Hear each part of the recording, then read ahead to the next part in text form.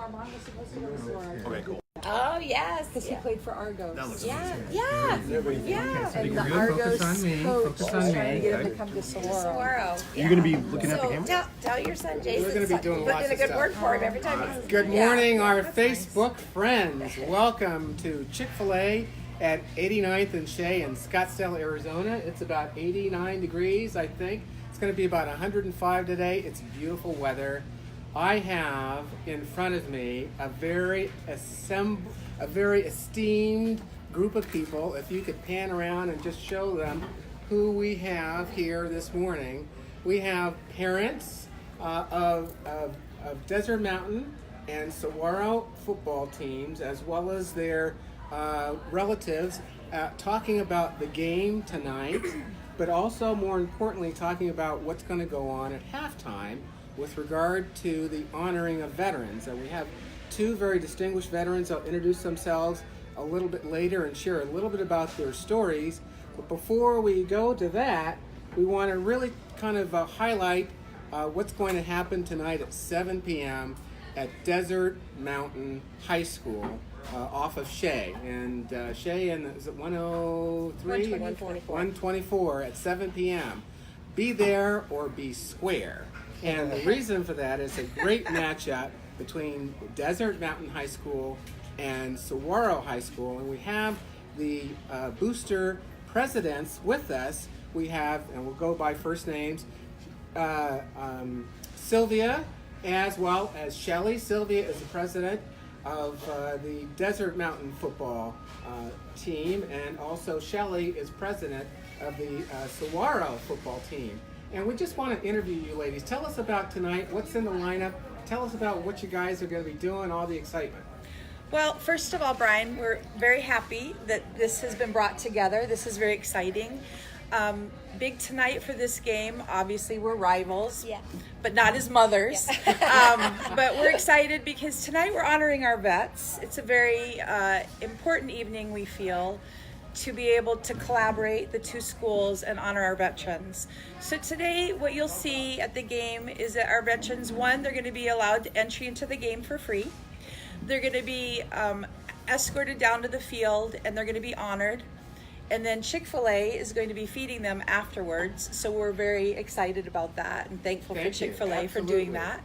And then you'll see it's going to be a very patriotic night. So you'll see not just Desert Mountain, with red, white, and blue, but you'll also see Saguaro with red, white, and blue. So we're really excited about this evening tonight. Shelly, what do you got? We are so excited to be there and to have Sylvia. She's reached out to me throughout the last couple weeks, and we're trying to coordinate and bring together just a real fun night to honor our veterans and show that we can be rivals, but we can also be friends and really enjoy this tonight together.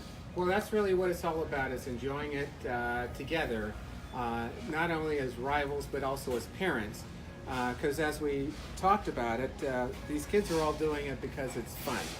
And they're kind of led by the leadership of the high school, but also the parents that really make it, a very dynamic time for them in high school. And as I understand, both of your sons are seniors, right? Yes. Yes, absolutely. Yes. Our babies. So tell us a little bit about your babies, their number, what they're going to do tonight, what they're going to do maybe after high school. Tell us a little bit about that. Well, my son's number 25. He's my only son, my first child to ever play football, obviously, because he's my boy. Right now, undecided, looking for a school that hopefully he can continue his football passion. So trying to get some good film out there, and hopefully a school is very interested in him and he can pursue it. It's his dream. Wonderful. Go ahead. Clayton is number 44, and he's just coming off an injury, so he'll be back next week. He won't be playing tonight, but he is committed to the Air Force Academy. And he's really excited about that experience. He's excited to serve his country. So wonderful. And I brought Ron Davies along with me because he is my neighbor. And when Clayton was making that decision to commit to the Air Force Academy, he had long talks with Ron as Ron played football at the Coast Guard Academy. Wow. Well, that's certainly a great segue. Thank you so much, Shelly, for that. And now that we're kind of at our point where we really want to interview our guests of honor here. Let's give a round of applause to our veterans. Yes, and so we have two veterans here, and as Shelly mentioned, Ron is one of them. Ron, just tell us a little bit about yourself and how you came to be here today at Chick-fil-A at 89th and Shea. That's gonna be a long story. I grew up in Northwest Indiana, born in Gary, Indiana, and played football in high school, and was blessed to be able to attend the United States Coast Guard Academy to continue my football career. Served in the United States Coast Guard for 11 years. Got out as a lieutenant commander, which is in 2004, and just had an amazing time. And how did I end up here? Well, I was stationed in the Bay Area, San Francisco, Alameda area, and I met my wife now. She was out there doing a dental convention. She's a dental hygienist, and I decided to basically move here, get married, start a family, and that's what really brought me here. Wow. And my son actually played last night at the JV game. He'll be dressing for varsity tonight. Goodness. And maybe he'll get some playing time on special teams, but it's very exciting. And scored how? Once? Twice? Oh, he scored maybe Yeah, a couple times. Yeah, a couple times. he had a good game, and modest parents. hopefully can follow in the footsteps of her son Clay, Okay. who is he's a stud. Can't wait to see him play because he came off this injury, but maybe in a couple weeks we can get to see him back. He'll be back. Cool. Yeah. Cool. Well, Eddie is also Sylvia's father, which is really special because you have a very decorated hat there, sir. Yes, First sir. of all, tell us a little bit about yourself and tell us about that hat. First of all, I'm very grateful for the invitation to come here to watch my grandson play in a game for the first time. Wow. And I'm very grateful that tonight also we're going to honor the veterans. Mm-hmm. I'm sitting by a veteran right here. Yes. We meet each other. We thank each other for our service and welcome home. And I want everyone to know who is not a veteran, when you see a veteran, please do so because we really much appreciate that gesture. It really touches our heart, and we're grateful for that. Thank you. I went into service when I was 16 years old. I was in a battle, fought in war, if you want to call it a war, in Korea at the age of 17. My I goodness. was already fighting the wars. Later on, I served 2 tours in Vietnam.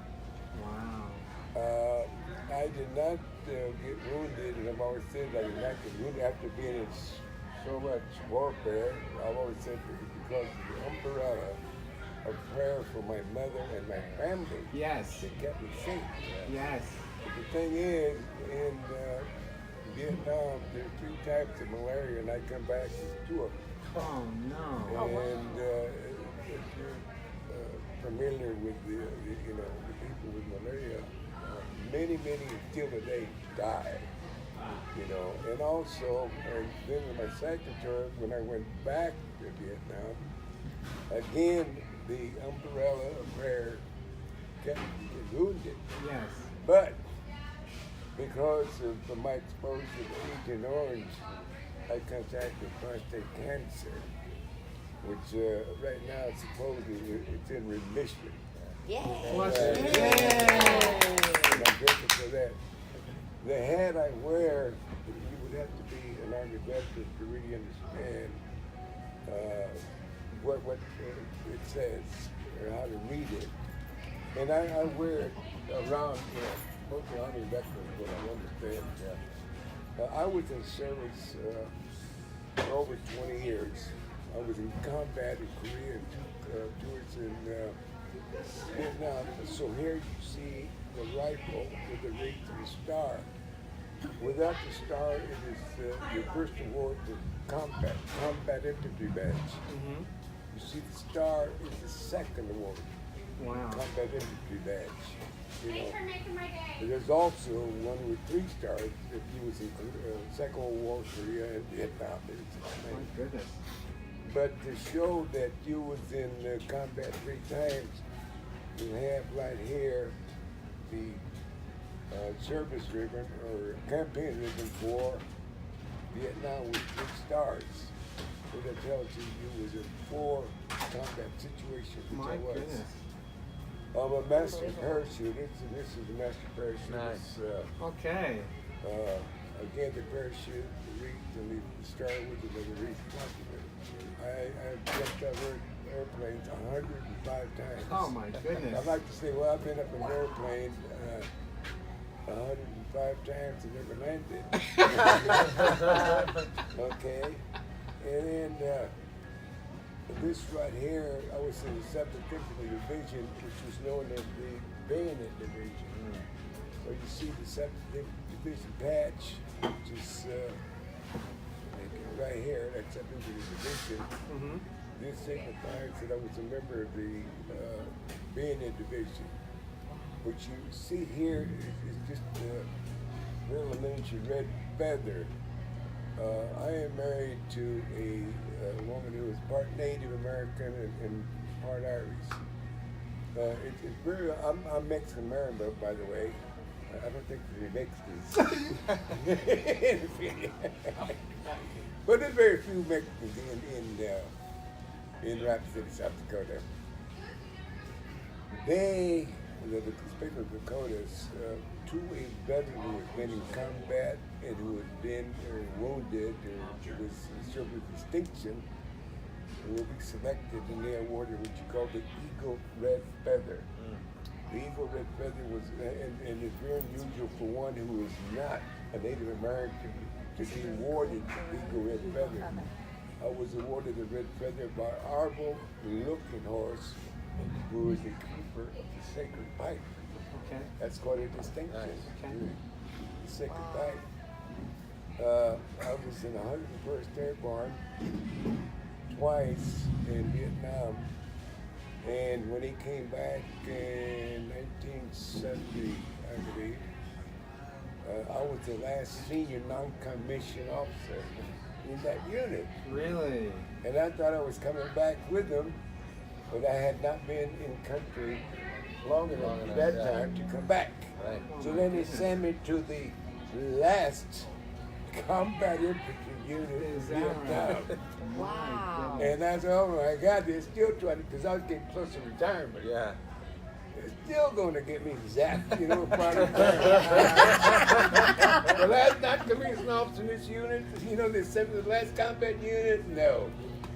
Over here we have, I was also a Green Beret that so many people here, so much about it. I was a Green Beret of 3rd Special Forces in Fort Bragg, North Carolina.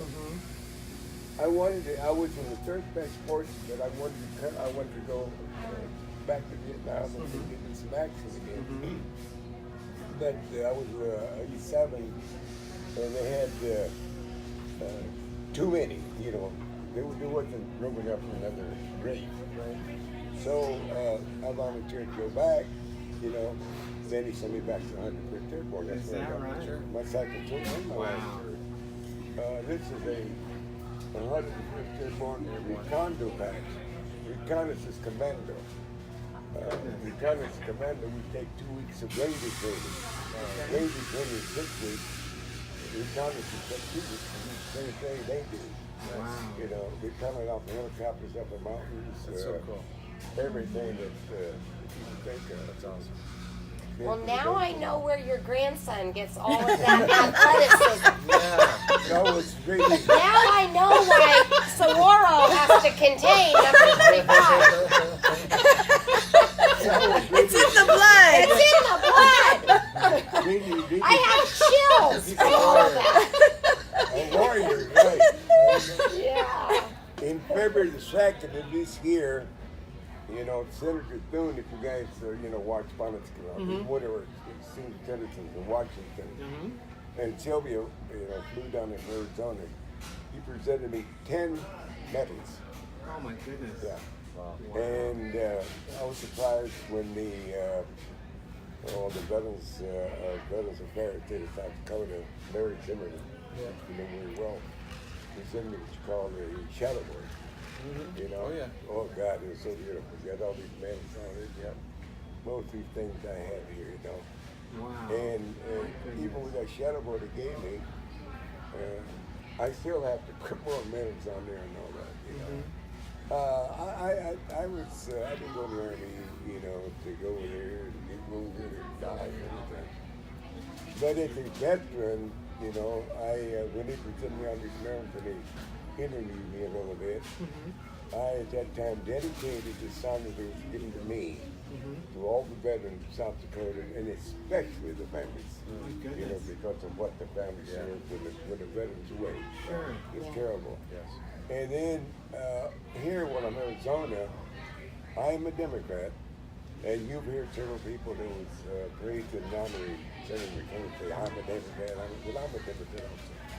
But I love Senator McCain, and as I'm talking to you and being here in Arizona, you know, I want every minute, every second of him being memorialized. You know, I want to say that I honor, you know, Senator McCain. All of us know of his service in the military. Sure. All of us know of his service as a legislator. Absolutely. And very grateful to his family gave him to us. That's right. Yes. Yes. You know. That's true. And with that, Very well said. you know, if you have any questions about my service. Well, I mean, you bring it up because you both have had distinguished careers in the military, starting off at the Coast Guard Academy and then being in the Army for how many years? 20? How many? About 20 and a half. Yeah, 20 and a half years. Tell us why. Chris, ask the question. Go ahead and ask the question. Go ahead. Oh yeah, will I be supplied pom-poms for this game? Yes. American flags. Yeah, American bombs and flags. American flags. Oh, American good. flags. Oh, yes. But what inspired you guys to do what you did? I mean, sign up. I mean, you had to get a letter of recommendation, I assume, from somebody, and you know, I'm sure you had other opportunities. What inspired either of you to make that commitment? I'll start first. You know, it all starts with your parents. And my parents, they wanted to see me succeed, and they saw what I was capable of, and they were like, you should try to apply to the Air Force Academy, West Point Naval Academy. So I applied, and I got the senators to sign off and say, yeah, we'll appoint you. I was going to, my first choice was to go to the Air Force Academy, but they said they already had a free safety. So I was like, okay, I won't go there. West Point and the Naval Academy, they said, we want you to come, but we want you to go to prep school first. Okay. And I didn't want to go to prep school. I just wanted to go. I was thinking, because I'm from Indiana, I was thinking about, I'll just go walk on at Purdue University and play football there and maybe do ROTC type things. But then somebody said, you know, there's a Coast Guard Academy. I said, I had no idea. So I visited, and they're Division III football, and they were like, you can come in and basically play as a freshman. And that excited me. But the biggest deal was I wanted to have a really good education, and that was first and foremost. Yes. And I ended up getting a civil engineering degree, which they had a very good engineering program at the Coast Guard Academy. All right. So that was number one, and then football was just bonus.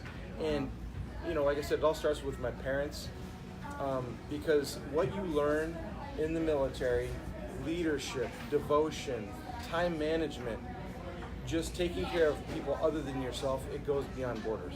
It's just amazing. So that's what I would attribute. I just owe it all to my parents who guided me in that direction, and then taking it from there. It was great. Wonderful. And his family does a lot of service. His wife and his daughter just spent 3 weeks. Yeah, they went over. Where did they go? No, they did. Was it South America? No, they went to Peru. No, it wasn't Peru. It was the Yucatan Peninsula. They did some service through our church, and we're looking at, you know, we do various little mission trips here and there, but it's just always thinking not about yourself, but what you can do for the community and other people. And my wife has a passion. She's been to Africa. She's been to about 5 times. She's been to India.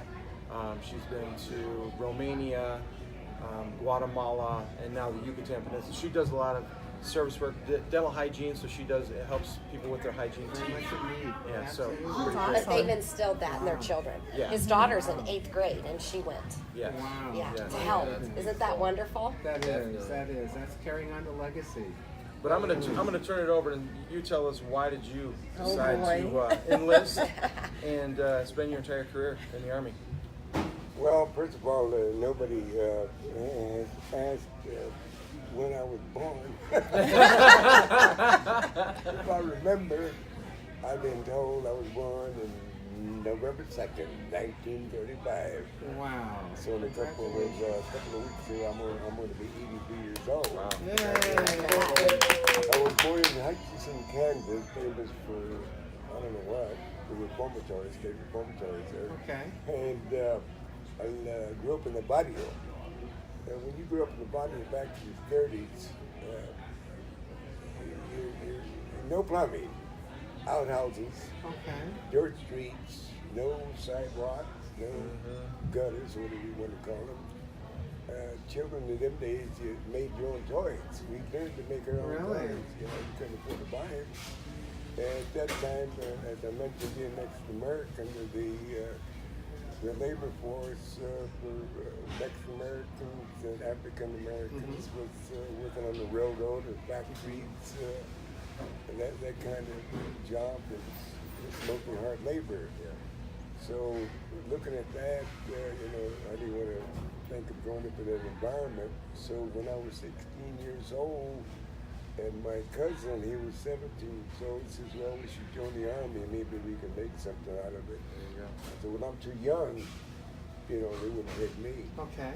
But But his sister, my cousin, signed some documents that stated I was 17 years old. And we volunteered for the draft. I was drafted. I was drafted at 17 years old. And from there, it went on, and we took our basic training Fort Riley, Kansas, and then from there, we sent to Korea. sure. And so I have a very, my service to me was very distinctive. I served with distinction. When I was jumping out of planes, I jumped out of what you call fixed wings. Propellers. And then the propeller, then jumped out of several types of helicopters. I jumped out of jets. I had some jet jumps. I was a jump master. Something I had to, kick it out. That was my Nice. jumping. But also later, I had a lot of good assignments. I served as the E7 First Sergeant.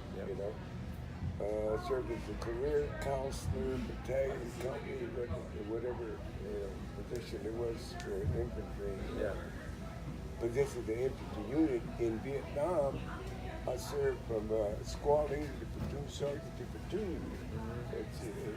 You all know it's an officer position. If I would have been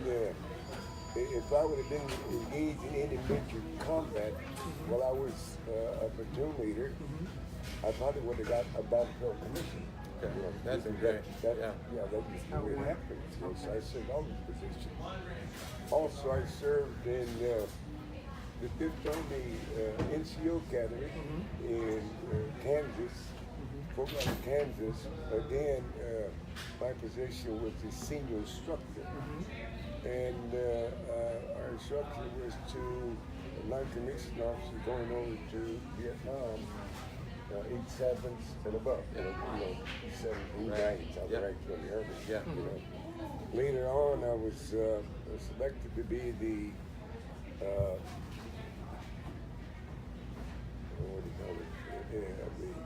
the senior technical officer for the cadets. Again, that's a position that had distinction. But now you're the main, the top man with 200 cadets. You got to be sharper than sharp. As sharp as you are. You got to be. Thank you. So I served a lot of positions, and now all of a said, being in the service, I've been all over the world. When you mentioned Africa, I've been Africa. Nice. I jumped in Spain, I jumped in Turkey, I jumped all over the world. But, and then, just being in the service, I got to do all these things. So if you're here, little 16-year-old boy, That's right. the good things that would happen. I went to the Vatican, I did the Lords. Me and a friend of mine played for Greece, and he entered, where they had the unknown soldiers. Yes. Nancy, Arlington. Nancy. But at that time, I was never a camera guy, Yeah. so that should have been filmed. So I missed it. I like to, when I talk to my younger relatives, I like to tell them, look, I've been on top of the Empire State Building. I've been underneath the Golden Gate Bridge. Is that right? I jumped out of airplanes at 1,250 feet, and I was a gold miner at 4,750 feet. Oh my goodness. Go Nice. Look at the difference. Wow. Yeah. That is. Lots of so experience. the military really took me to a lot of places, so I've learned a lot of culture, countries all over the world, all kinds of different cultures. Hokkaido, Japan. Gotcha. Nobody's ever heard of Those are Japan. Right. You know that Japan very really interesting was, places. Pardon? Well, those are very interesting places. And we want to make sure that we're tying this into the kids that you're going to be in front of this evening at approximately 8 or 8:30. You may not have a chance to grab a microphone, but what one piece of advice would you give those high school seniors who are about to graduate next May in terms of their outlook and their perspective from your experiences? What would you share with them if you had an opportunity to have a microphone tonight in front of a couple thousand people? Is that right? Maybe? For sure. So, Yeah. oh yeah, it's Oh gonna be a yeah, busy it's going to be a game. big game. Big Are game. you asking me? Yeah. Yeah, both of you guys. I always, Chris knows that. I'm always told kids, go as far in your education as you can. Follow your dream.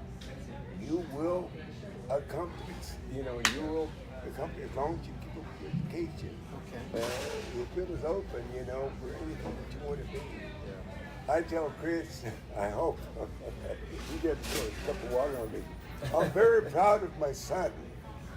He's been in college for 4 years, and he's still a freshman. Working hard at it. I'm fortunate. I'm a professional student. Right? I'm fortunate, isn't That's that? Well, that means right, he's still going, Yeah, education, and Chris knows, and Sylvia knows, and Sylvia is, a college graduate, and I followed her. I think I went to college because the benefit was available to me by the VA. Yes. So I have a degree, associate degree. Yeah, but he went to college the same time I was in college. Is that wow. right? So wow. he was partying with my friends. That's true. Literally. Well, it helped you stay on track to finish. That's right. Congratulations. Yeah. So it's never too late to go to college. No. Well, He's that a showed perfect that. example of that. Yes, Because he that was in is. we were in our 40s, right, Dad? No, 50s. I was in my 50s. He was in his Is 50s that when right? he was in Oh college. my goodness.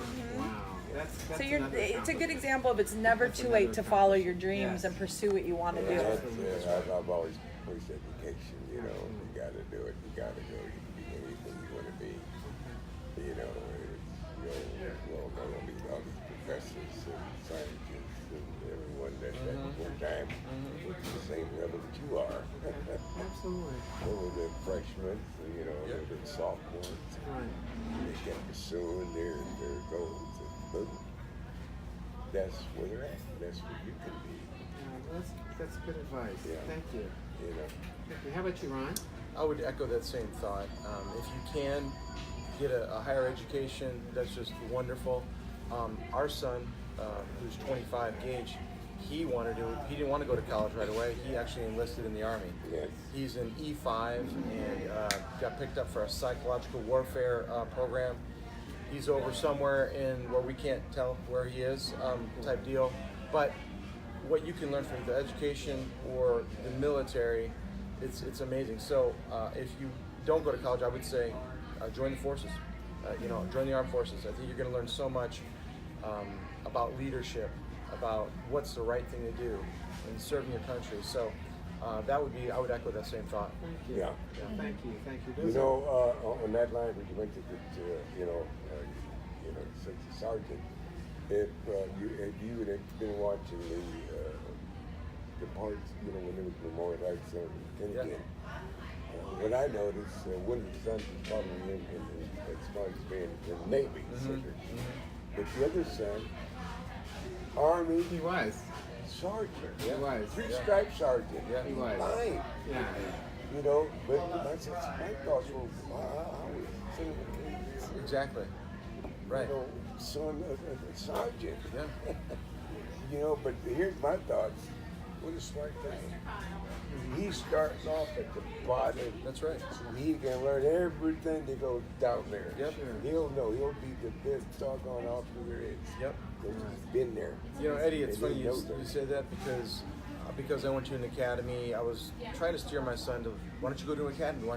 He was like a Pat Tillman type, where he wanted to hold a weapon. He wanted to be on that front line, and he goes, I want to do that.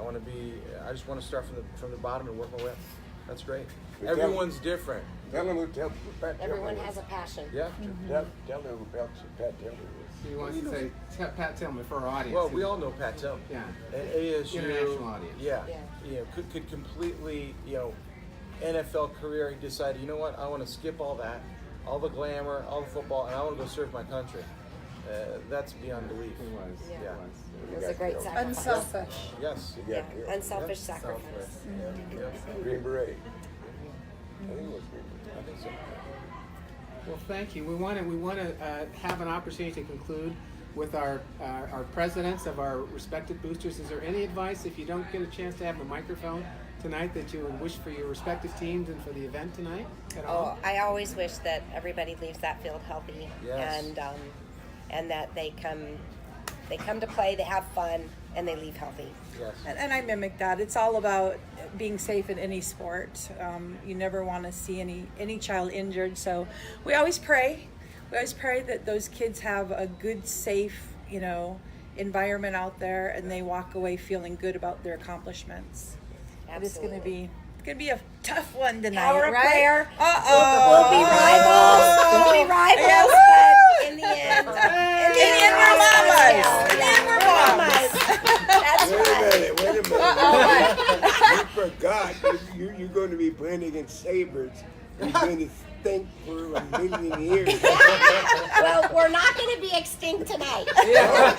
You're going to be zombies. We're coming back. You're coming back in zombies.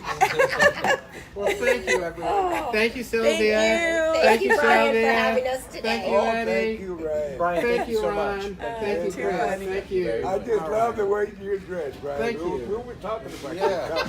Sharp dressed man. Thank and you. your Absolutely. and all that stuff. As long as all the kids have fun, right? That's what Yeah. it's about. Well, yeah. Well, thank you. Thank you. Appreciate Oh, that. yes. And thank you for your I used sponsorship to. Yeah, tonight. thank you. Yeah. Thanks so much. Yeah. Thank you so much. Thank you, Chick-fil-A. We appreciate it. We're all here. Chick-fil-A. Thank you for feeding our boys tonight. Eat more chicken. More chicken. Thank you. Thank you. Okay. Let's hit the